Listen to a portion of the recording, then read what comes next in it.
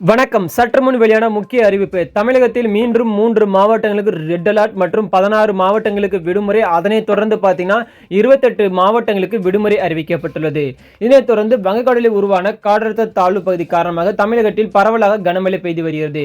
இந்நிலையில் இன்று மற்றும் நாளை 3 மாவட்டங்களுக்கு ரெட் அலர்ட் மற்றும் 16 மாவட்டங்களுக்கு ஆரஞ்சு நிற எச்சரிக்கை விடுக்கப்பட்டிருந்தது.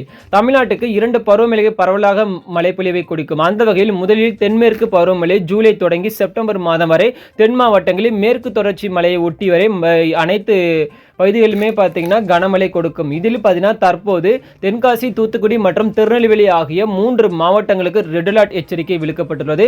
அதனைத் தொடர்ந்து பார்த்தீங்கன்னா சென்னை, திருவள்ளூர், காஞ்சிபுரம், செங்கல்பட்டு, விழுப்புரம், கடலூர், மயிலாடுதுறை, தஞ்சாவூர், நாகை, புதுக்கோட்டை, மதுரை, தேனி, திண்டுக்கல், சிவகங்கை, விருதுநகர், ராமநாதபுரம் மற்றும் கன்னியாகுமரி மாவட்டங்கள் என 16 மாவட்டங்களில் பார்த்தீங்கன்னா நாளை இடிமின்னலுடன் கூடிய கனமழைக்கு வாய்ப்பு இருப்பதாக தெரிய வந்துள்ளது.